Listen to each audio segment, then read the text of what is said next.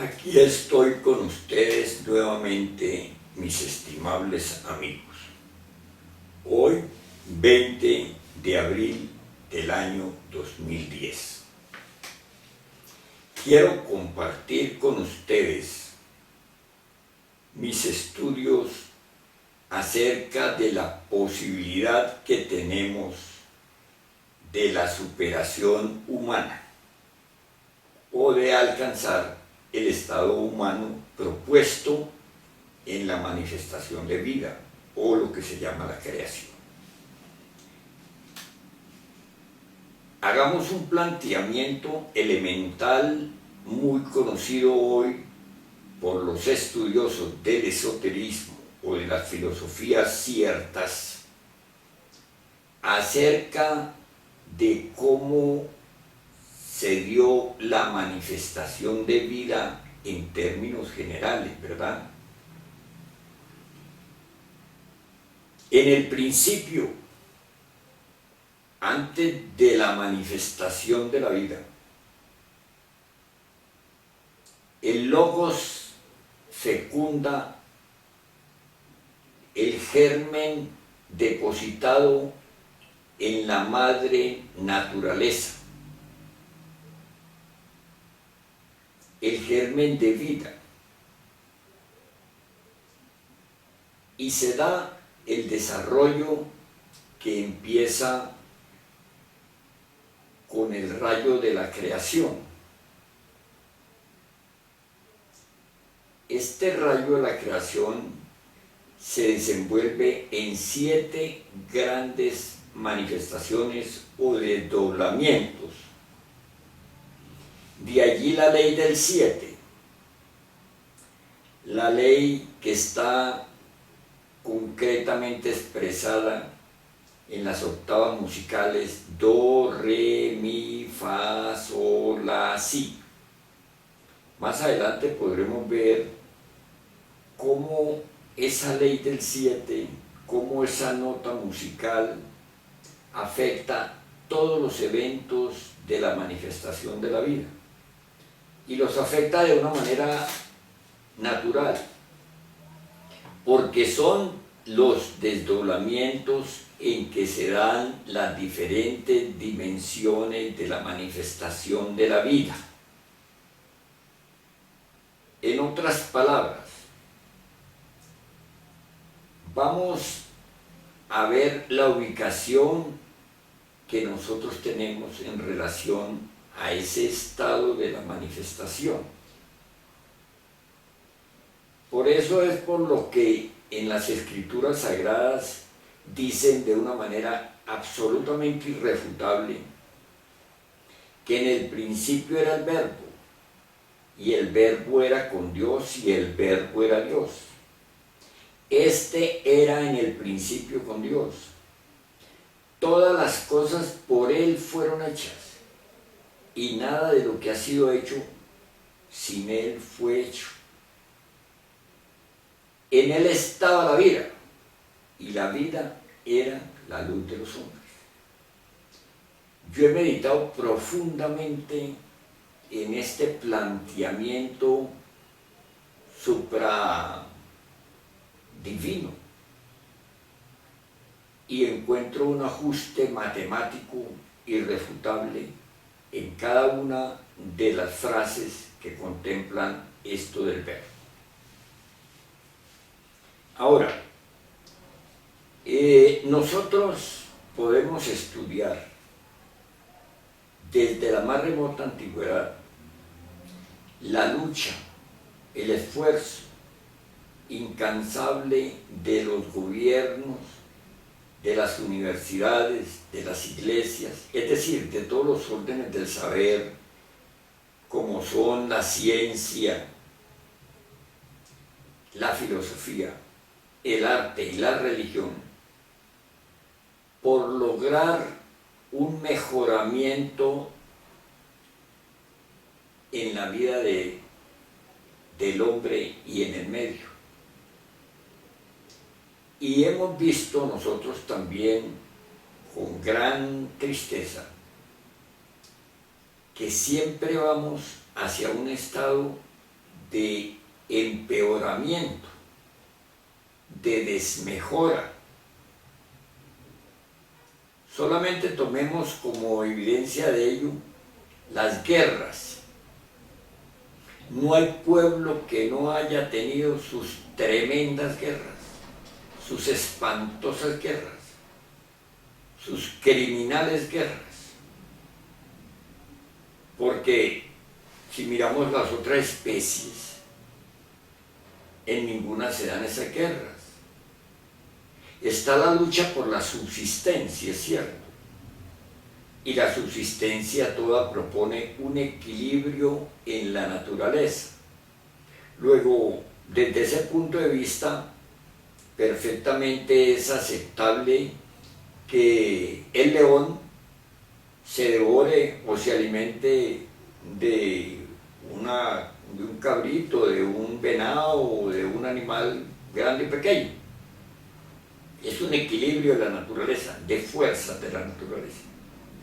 Pero nosotros nos fuimos a la destrucción no por sostener el equilibrio de la naturaleza propiamente, sino porque se desarrolló en nosotros un estado criminal, un estado destructivo. ¿Y en qué se fundamenta ese estado criminal y destructivo en nosotros? ¿De dónde viene? Tiene que tener una causa, ¿cierto? O digamos, tiene que haber una explicación. Naturalmente que al darse el rayo de la creación en 7 desdoblamientos, perfectamente verificables en los mismos 7 días de la creación, en los 7 planetas alrededor del Sol, en fin, en los 7 notas musicales, el 7 es la ley que organiza la vida. Si bien es cierto, el 3 es el que crea, la ley del 3. Porque miren ustedes, si no está 3 fuerzas, no hay manifestación de vida. Donde falta una de estas 3 fuerzas, la vida se marchita, desaparece. En cualquier elemento, en cualquier cosa, en cualquier entidad que tenga vida, la tiene porque ahí están las 3 fuerzas. Las 3 fuerzas fueron designadas sabiamente como el santo afirmar, el santo negar y el santo conciliar. O se las conoce como los 3 logos. El Padre, el Hijo y el Espíritu Santo. También, considerándolo en una forma cosmogónica, la tenemos como la fuerza centrífuga, la fuerza centrípeta y la fuerza neutra o equilibrante. Todo lo que tenga vida está sujeto a esas 3 leyes de la creación. Repito, cuando una de esas fuerzas se retira,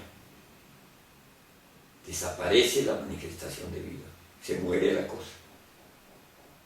Aquí en nuestro medio, esas fuerzas son estudiadas como lo positivo, lo negativo y lo neutro. Nosotros, por ejemplo, los llamados los hombres, o sea, el macho, conduce o proyecta la fuerza positiva. Es una fuerza. Aunque tenga las 3 fuerzas, se proyecta como una fuerza, como la fuerza positiva.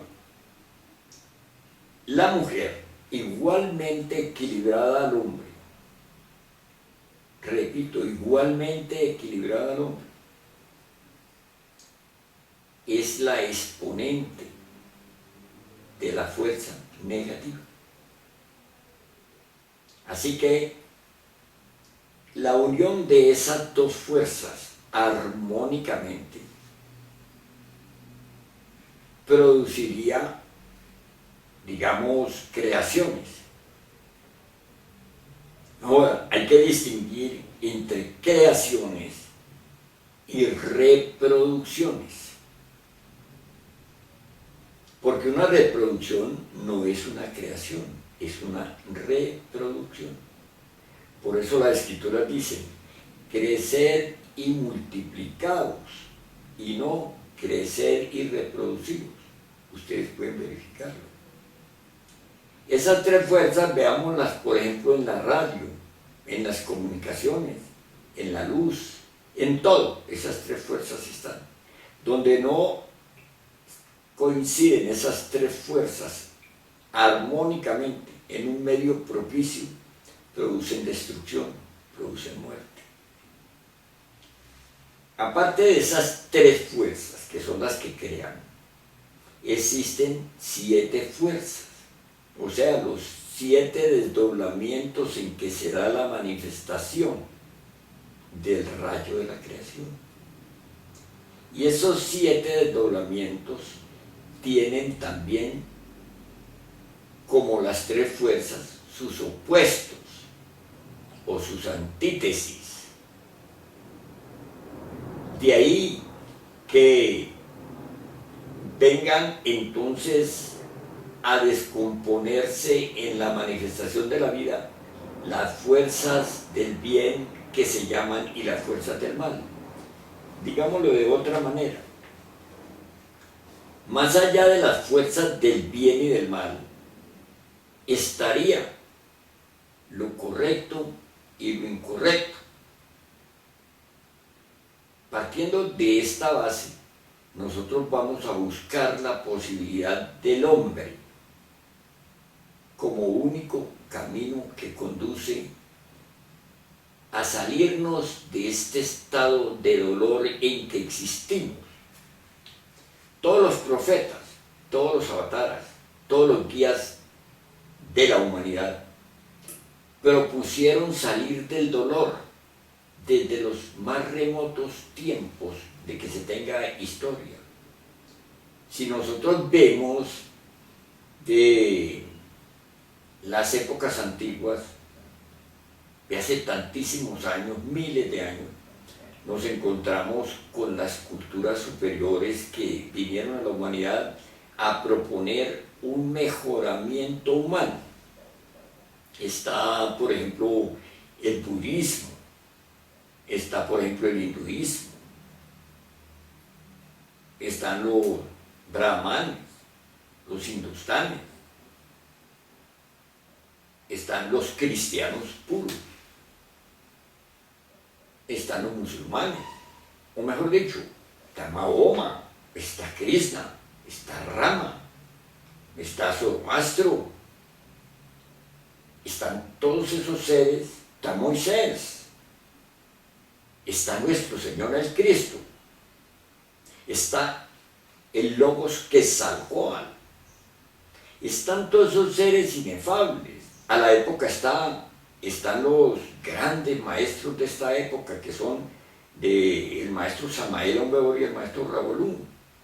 Son seres inefables que vinieron a enseñarnos cómo podemos salir del estado de dolor. Un estado de dolor en el que estamos condenados a la pena de vivir. Y eso es muy terrible, estar uno condenado a la pena de vivir. ¿Y cómo salimos de aquí? Miren ustedes, decíamos que al principio las guerras crueles y criminales de la humanidad desde siempre han existido.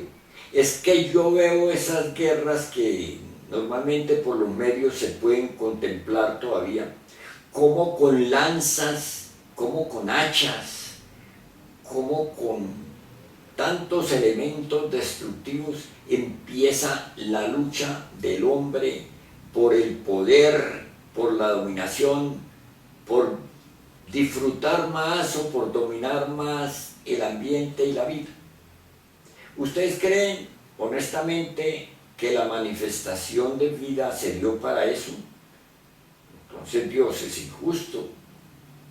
Lo que sucede es que nosotros nos desviamos del rumbo correspondiente al hombre, porque el estado hombre, el estado humano, en ese estado no existen las guerras, no existe la codicia, no existe la violencia, no existe el crimen. Por donde quiera que nosotros volteemos, hay escuelas, hay colegios, hay órdenes, hay religiones, los gobiernos, todos luchando, digamos, como por acabar con el dolor. Y aumenta el dolor. ¿Cómo se puede entender eso? Que todo el mundo luchando por un mejoramiento y aumenta la dificultad, aumenta el problema. Ustedes dirán que aumentó la gente. Bueno, digamos que la manifestación de vida se va dando progresivamente, ¿cierto? Pero no tendría por qué aumentar el dolor, por qué aumentar el sufrimiento. ¿Ah? Pues tiene que haber alguna fuerza que nos induzca, que nos lleve a ese sufrimiento, a ese dolor. Uno ve los pueblos actuales, después de miles de años de guerras ingentes, de tormentos, de terremotos, de maremotos, de sufrimientos, de pestes, de enfermedades, de hambre, de ignorancia, después de miles de años, resulta que ahora estamos como peor. Porque si ciertamente tenemos pues medios de comunicación, tenemos medios que nos permiten navegar en el espacio y en los mares,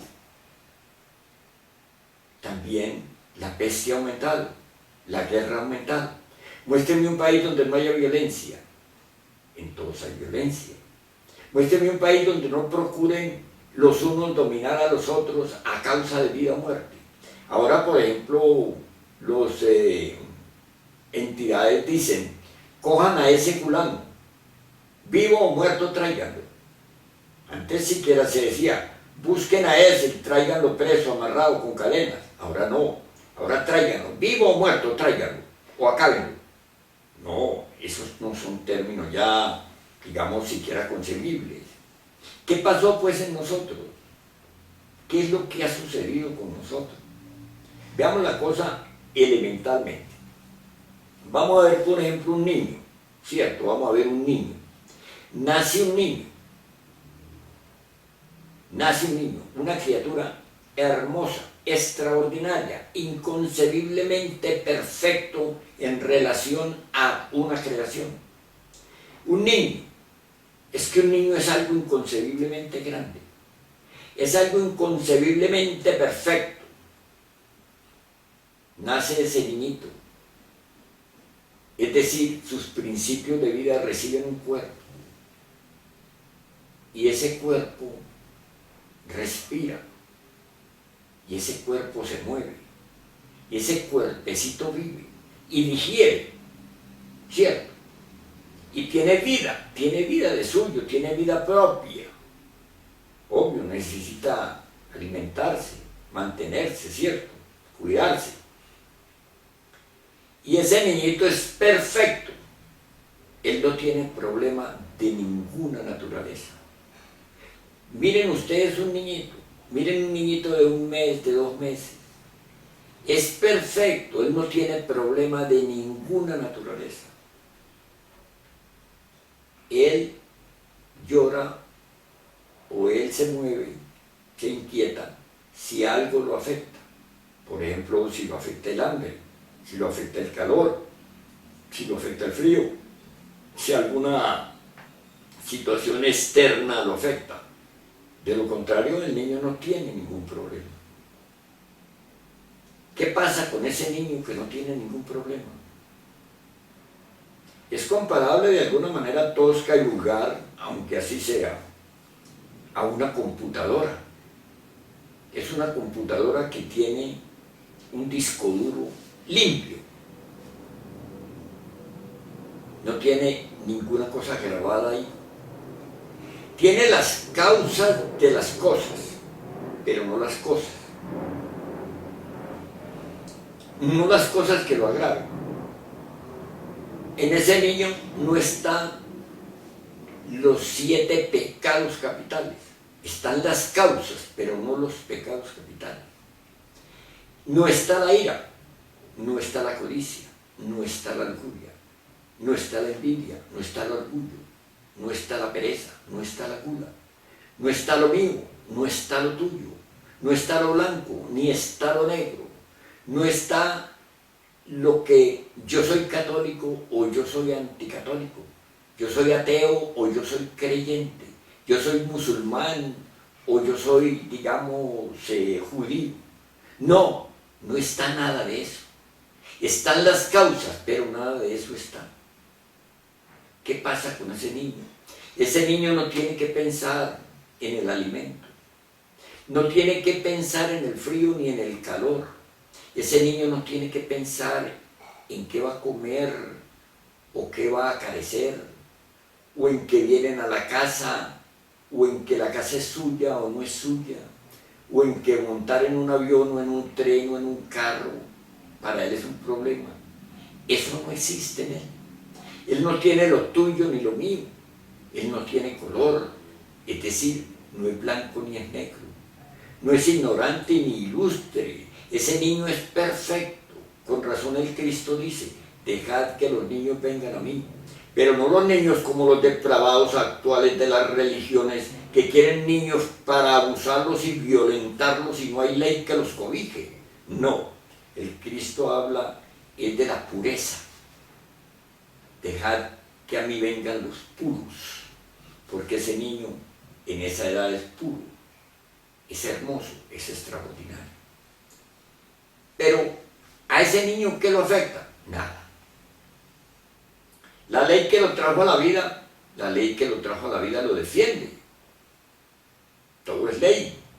En la creación todo es ley, todo es equilibrio. Y donde hay desequilibrio desaparece la cosa, muere la cosa. Por eso nosotros estamos llamados a muerte, porque vivimos en desequilibrio. Estamos en desarmonía con toda la naturaleza, en guerra con toda la naturaleza. ¿De qué nos quejamos? Si nosotros somos los actores de nuestro propio destino, ¿cierto? Honestamente, pues volvamos al niño. Veamos el niño, no nos alejemos de ese término, de ese contenido, para poder encontrar qué es lo que sucede. A medida que este niño empieza, pues, a desarrollarse, empieza en él a crecer, a desarrollarse la mente sensual. ¿Y qué es eso de la mente sensual? Empieza a desarrollarse en él lo que vamos a denominar más adelante la personalidad. La mente sensual es el espacio a donde llegan todas las impresiones que recibe el niño. Y empiezan a llegarle impresiones por sus 5 sentidos, porque no llegan por otra parte. Empiezan a llegarle por sus oídos, por sus ojos, por su gusto, por su tacto, por su olfato. Empiezan a llegarle las impresiones, a él le llegan son impresiones. Y la mente empieza a ensancharse a medida que estas impresiones le van llegando. Así el niño poco a poco va creciendo, va desarrollándose. Eso se llama, ese desarrollo, ese crecimiento de la mente se llama por medio de las percepciones sensoriales externas. Total que este niño va a desarrollar una mente de expresión, un foco, un núcleo de expresión que se llama la mente sensual. ¿Por qué se llama la mente sensual? Porque se nutre, se abastece de las percepciones sensoriales externas, o sea, sensual, no sexual, sino sensual, de los sentidos. O sea que todo lo que aprende el niño le entra por los 5 sentidos. ¿A dónde? A la mente. Y con esos aportes y con esa mente empieza a forjarse, a formarse, a establecerse en ese niño lo que llamamos la personalidad. Total que a ese niño lo agarran, por decir así, todas las cosas que en su entorno hay. Y en el entorno de nosotros, ¿qué es lo que hay? Pues en el entorno de nosotros está la ira. La ira. La ira en nosotros está en el verbo, en la mirada, en el olfato, en el tacto, la ira. La ira está en todo. Observen ustedes y verán. Empieza pues a manifestarse la ira. Y ese niño, ¿qué empieza a percibir también? Las manifestaciones de la ira. La codicia. Bueno, ¿quién no codicia? Todos codiciamos. Vean ustedes la gente más poderosa del mundo y codiciando más. La gente más rica y codiciando más. El pobre codicia un diamante, codicia una casa, codicia un carro. Todos codiciamos. O codiciamos poderes, o codiciamos sabiduría, o codiciamos ser buenos, o codiciamos ser santos. O sea, que miren ustedes, la codicia. Y la lujuria. Bueno, la lujuria se expresa en la mirada, en el olfato, en el oído, en los ojos, en el gusto, en el tacto. La lujuria está en todo. ¿Por qué? Porque la lujuria es el polo opuesto de la castidad. ¿Y la castidad qué es? Es el movimiento natural de las energías creadoras, de las energías llamadas energías sexuales, o sea, las energías del tercer logos, o sea, las energías del Espíritu Santo, o sea, el Santo Espíritu. Entonces, ira, codicia, lujuria, eso está llegándole a este niño, está enriqueciendo, está llenando su mente sensual. Y después, ira, codicia, lujuria, envidia. Bueno, la envidia es tan discretamente presentable. Pues la envidia es la base de todo el comercio, de toda la dominación mercantil del mundo. Un hombre pone una tienda y ese hombre le está yendo bien vendiendo helado. Entonces el vecino dice, no, pues si aquel hombre vende tanto helado, yo voy a hacer helado. ¿Qué es eso? No es buscando la supervivencia, es la envidia del otro que le está llegando mucha plata. Un hombre compra un carro bonito, lujoso, extraordinario, muy cómodo, carro automático extraordinario, que no le falta y no volar y hasta vuela. Y uno ve ese carro y dice, pero qué carro tan hermoso, ¿no? ¿Qué está diciendo ahí? Qué pena que yo no tenga ese carro, o sea, una envidia. La envidia es muy discreta, muy oculta, pues cuando no es de frente, ¿no? Porque frentera es terrible, bueno. Y el orgullo, ¿quién no tiene orgullo? Muéstrenme a alguien que no tenga orgullo. Tendría que ser un niño de 2 meses en el que no está el orgullo. De resto, el orgullo está por toda parte. A los niños desde chiquiticos empiezan a decir, ay, qué lindo que baila, ay, qué lindo que se ve, ay, qué lindo que tal, ay, qué lindo que cual. Pues sí, será muy lindo, pero ¿qué le estamos engordando? El orgullo. El niño se siente hermoso, el niño se siente extraordinario, el niño se siente pues el más dotado del mundo, y a lo mejor es un pobre tontico ahí. No. Entonces el orgullo, y el orgullo pues en los gobiernos, en la policía, en el ejército, en los estudiantes, el orgullo en el pobre. A un pobre díganle feo y verá cómo se los comen, del orgullo. Díganle qué es de tal o de cual familia, se lo come, se lo devora. El orgullo es algo espantoso en todos los órdenes del sentido. Y la pereza. La pereza, no. ¿A quién le gusta levantarse a las 3 de la mañana? ¿A quién le gusta coger el monte? Salir a pie, digamos. No, le gusta en carro, a caballo, en avión. La pereza. Así pues que ira, codicia, lujuria, envidia, orgullo, pereza y gula. La gula, un manjar, estando lleno. Ay no, pero qué delicia. Hay quienes se comen 7 manjares. No, mejor dicho. Y eso es lo que está enriqueciendo la mente sensual del niño. Entonces el niño, quien también trae los 7 causas de los 7 pecados capitales, empieza a desenvolver, a desarrollar, a fomentar en él esos 7 núcleos tenebrosos, terribles, antitéticos en el rayo de la creación, de los 7 días de la creación. Porque los días de la creación, amigos, no son días propiamente en el sentido en que nosotros los concebimos. No son días de 24 horas. ni de 12 horas, ni que alumbra el sol, no. Un día en el rayo de la creación quiere decir un estado de la manifestación o creación que no tiene tiempo. Es un estado en la manifestación, un estado en la luz de la vida. Eso no tiene horas. Total que los 7 días de la creación son 7 grandes estados de manifestación. Si uno piensa, por ejemplo, en la dimensión cero, en la dimensión radical, en la dimensión del protocosmos, que no es sino una sola ley. Eso es infinito.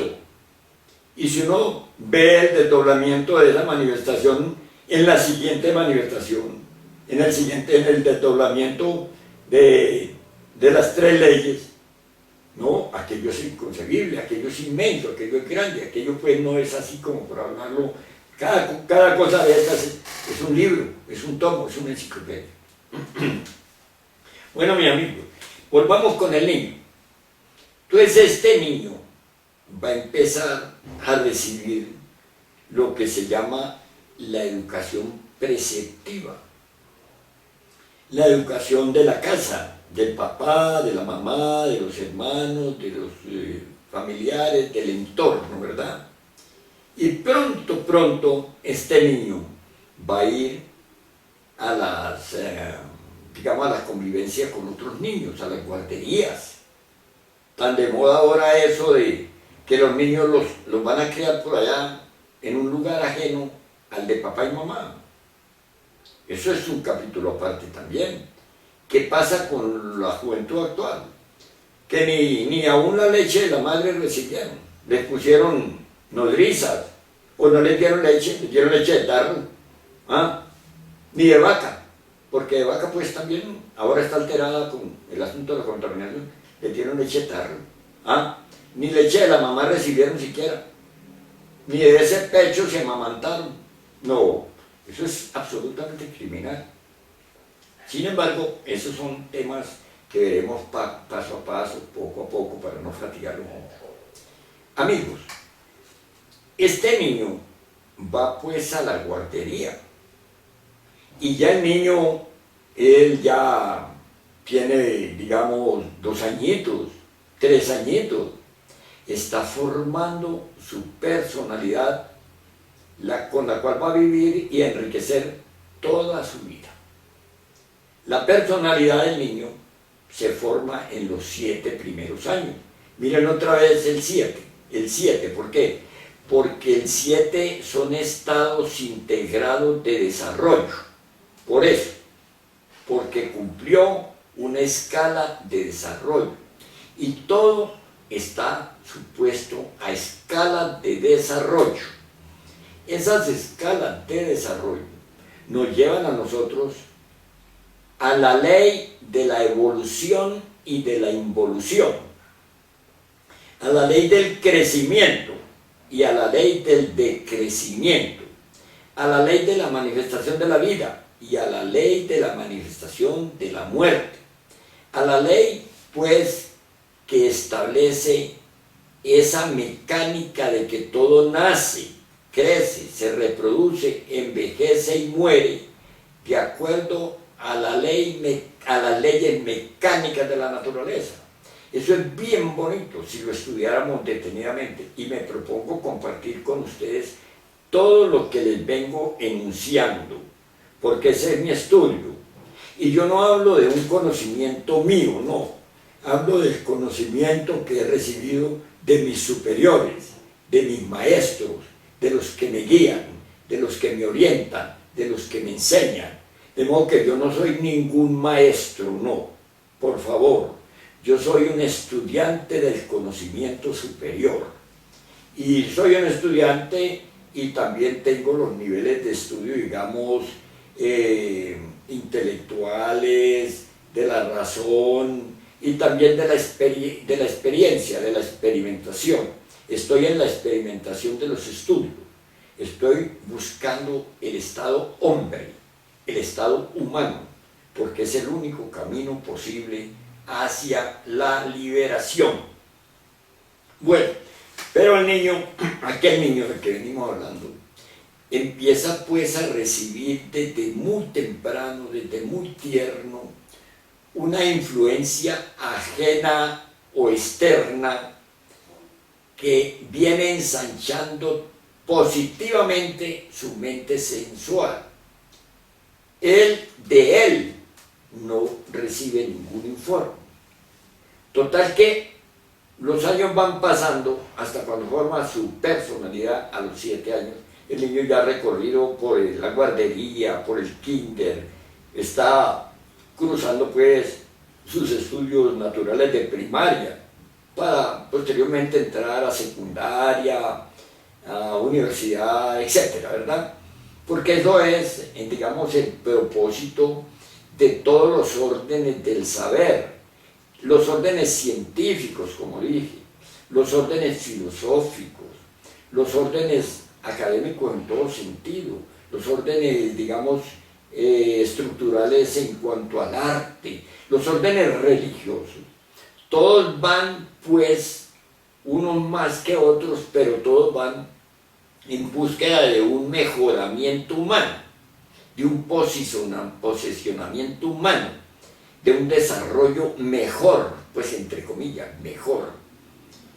Pero resulta que este niño, al ingresar a los estudios, va a recibir unos pensos, unas normas que van a quitar en él sus desarrollos naturales humanos. Van a ser sustituidos sus desarrollos naturales humanos. Esto no me lo entienden bien ustedes, se los voy a decir de otra manera. Veamos, por ejemplo, en la vida de la especie animal propiamente, el animal propiamente. Veamos cualquiera de los animales del reino animal. Un perrito, ¿cierto? Un perrito, nace un perrito. Pues la mamá, la perrita, tiene unos perritos, ¿no? Pare, como dicen, correctamente unos perritos. Y esos perritos empiezan a ser amamantados y protegidos por la mamá, por la perrita que los parió. Y ella empieza a picarles la comidita, a arrimarles la comidita, a darles su leche, etcétera, etcétera. Y el perrito empieza a crecer. Y a medida que va creciendo ese perrito, se va independizando de la vigilancia o del cuidado de la mamá. Miren ustedes, observen, mírenlo en detalle. Hasta que un día ese perrito hasta riñe con la mamá. ¿Por qué? Porque ya alcanzó su desarrollo para subsistir por sus medios propios. Ya él subsiste ante la lluvia, subsiste ante el verano, subsiste ante el hambre, es decir, en un medio normal, natural, subsiste. ¿Por qué? Porque ha desarrollado sus facultades o sus poderes o su naturaleza en sí al punto de poder subsistir por sí mismo en un medio propicio, porque la naturaleza no lo va a crear, digamos, en medio de una hoguera, no, lo va a crear en un medio propicio. Todas las especies son creadas en su medio propicio y se desarrollan en su medio propicio, es decir, desarrollan sus propiedades, sus facultades. Vean un lobo en la selva, en el monte, en la estepa. ¿Ah? ¿Cómo hace? Crece y sabe que tiene que ir en la manada o solo a buscar la comida, a matar un cordero o a asaltar un animal para poder comer y subsistir. Lo sabe. Y sabe defenderse y sabe luchar. También lo mismo un león, un tigre, también digamos todos los animales, todos tienen su defensa. Miren un pajarito, acérquense al león pajarito, no se deja coger, porque él sabe que si lo cogen lo van a aprisionar, lo van a encerrar, lo van a esclavizar. Él sabe eso, hay una naturaleza en él que lo defiende. Cojan ustedes una palomita y verán cómo ella repulsa, hace fuerza por liberarse. ¿Por liberarse de qué? De ser esclavizada, de ser amarrada, de ser torturada, de ser, digamos, sacrificada. Y eso es y tienen su fuerza y tienen pues su defensa propia. Una palomita vuela, un pajarito vuela. ¿Cómo cuidan sus huevitos? ¿Cómo hacen su nido? ¿Cómo ellos crían sus pollitos? ¿Cómo les llevan la comida? ¿Cómo la consiguen?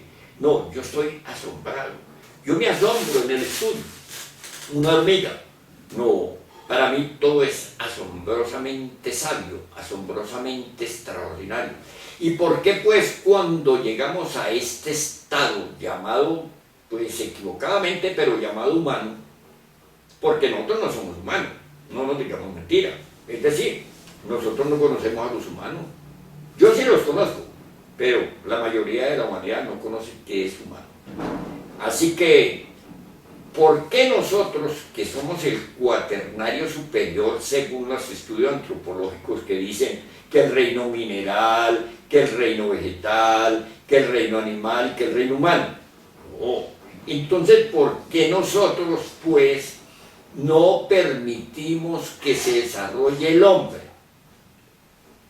Sino que le vamos a meter una cultura para que se gane la vida.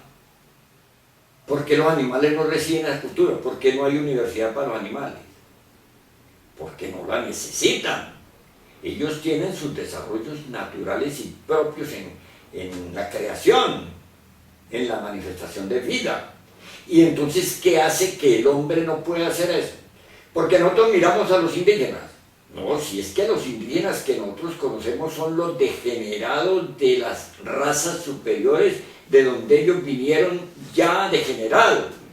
No van a decir ustedes que los mayas son los que hay allí digamos, en Honduras, en Nicaragua, México o en Centroamérica. No, esos no son los mayas. Esos son los degenerados que quedaron aquí atrapados de los mayas. Los degenerados que se generaron. Se habla de la caída edénica. De eso sí que tenemos un tema bonito. ¿Qué fue eso de la caída edénica? ¿Por qué echaron al hombre del paraíso terrenal? ¿Qué es el paraíso terrenal? Bueno, total que nosotros recibimos un desarrollo bestializado. Se nos dio una cultura bestializada, porque nosotros somos animales, no animales racionales solamente como dice la ciencia, no. Somos como decía Diógenes. ¿Ustedes han oído la historia de Diógenes? Diógenes es extraordinario. Diógenes hace como unos 3000 años, por allá en Atenas, por allá en Grecia, salía en la época, pues, digamos, en esa época de tanta sabiduría, de Alejandro Magno, salía Diógenes, que era conocido como un filósofo excéntrico, extraordinario, porque Diógenes vivía en un tonel, era un elemento que se había, digamos, aislado de la influencia social, y vivía en un tonel, pues como en un barril, y salía con una lámpara en la mano, y se iba a la casa de los sabios, de los ricos, a la casa de los hombres de letras, y entraba a las casas y alumbraba por los rincones como buscando algo, ¿cierto? A mediodía con una lámpara encendida alumbrando por los rincones de las casas. Eso no se lo aguantaba nadie, ¿no? El orgullo no lo deja, pero bueno. Entonces le preguntaban esos sabios a Diógenes que qué buscaba. Y Diógenes les respondía, busco un hombre. Pero Diógenes, ¿cómo se te ocurre buscar un hombre aquí si las plazas, los mercados, las calles están llenas de hombres? Y entonces Diógenes les respondía, esos no son hombres, esos son bestias. Viven como bestias, duermen como bestias, comen como bestias. Esos no son hombres, yo busco un hombre. Bueno, este relato que es histórico y que cualquiera de ustedes puede verificar, se sucedía hace como 3000 años o más. Y a la fecha, yo puedo decirles, aquí estoy con esta lamparita, buscando un hombre. Hoy hay 6.500 millones de personas en el mundo. No de hombres, de personas. Y yo les cuento honestamente, el que no sea un trascendido porque desarrolló los estados propuestos de hombre y de hijo del hombre, que son contados en los dedos de la mano y sobran dedos, no es hombre. Entonces nosotros somos bestias, vivimos como bestias, comemos como bestias, dormimos como bestias y nos matamos como bestias, porque no como animales, sino como bestias. ¿Por qué? Porque en nosotros se desarrolló la cultura de la bestia, se desarrolló el anticristo. El anticristo no es una persona. De una vez pues subrayo esto enfáticamente. El anticristo no es una persona. El anticristo es una fuerza, como el Cristo es una fuerza que salva, que redime, que libera. El anticristo es una fuerza que condena, que esclaviza, que martiriza, que mata, que condena. El anticristo es el intelectualismo, es la fuerza llamada el intelectualismo. El intelectualismo no es el intelectualismo es una fuerza que posesó a la humanidad entera y que nos tiene en este estado en que nos encontramos. Total que en nosotros se desarrolló el anticristo, y el anticristo produce guerra, produce hambre, produce miseria, produce tortura, produce criminalidad, produce separativismo, produce una y otra secta, una y otro orden, una y otra creencia, una y otra filosofía, una y otra política, produce todo este desorden, este caos en que nos encontramos en la vida. Eso en nosotros se desarrollaron al máximo, digo al máximo. Solo nos salva el cataclismo mundial, hablando de otra manera. Viene la naturaleza a devorarnos, porque ya no damos nada, Somos una podredumbre, hablando francamente. Porque ese niño de nosotros, ese niño se volvió otro como nosotros, otro criminal como nosotros, otro poseso de la ira, la codicia, la lujuria, la envidia, el orgullo, la gula, la pereza, lo blanco, lo negro, lo tuyo, lo mío. Se volvió otro criminal igual a nosotros. Y si no, denle la posibilidad de expresión para que vean cómo también mata, cómo también toma sangre del muerto, cómo también odia, cómo también envidia. Denle a cualquiera que se llame muy santo. Vean esas religiones de ahora, dizque muy santos, depravadores, los más grandes depravadores de la niñez y de la juventud y de la cultura, dizque las grandes religiones. No. ¿Qué pasa con nosotros? Que todos nos igualamos en la entropía, nos igualamos en el mal, nos igualamos en la desgracia, nos igualamos en los 7 pecados capitales, y sin embargo decimos que Dios vive. Dios sí vive, pero a ver, ¿dónde está el Dios de que hablamos? ¿Acaso el Dios de que hablamos son los 7 pecados capitales? Amigos, tenemos mucho para estudiar, y yo les invito a que en un próximo encuentro, que yo pues estoy realizando estos encuentros, y me perdonan el énfasis, ¿cierto? La fuerza con que yo enfatizo la idea, a ver si así llego a alguno de ustedes. Me perdonan que yo pues, no es que yo sea ningún sabio, no, ni yo soy nada, no, yo ni soy, ni existo siquiera. Simplemente estoy aquí procurando compartir con ustedes la posibilidad de salir de este estado en que estamos condenados a la pena de vivir. Yo les puedo decir a ustedes cómo se enjuagan las lágrimas. Yo les puedo decir a ustedes de dónde nacimos, qué somos, por qué vivimos y para dónde vamos. Lo puedo compartir con ustedes. Y mi propósito es que busquemos como primer paso del estado en que nos encontramos al hombre, al estado humano.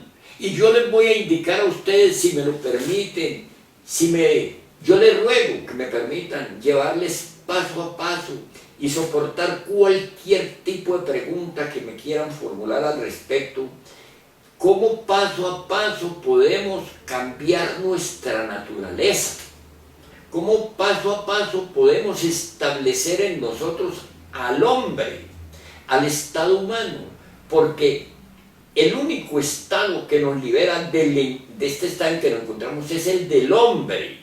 Dense cuenta que nosotros somos una especie animal bestializada. En el camino al hombre nos desviamos y vamos a ver cómo, pues, para poder corregir ese desvío, logramos capturar que hay que cambiar la forma de pensar.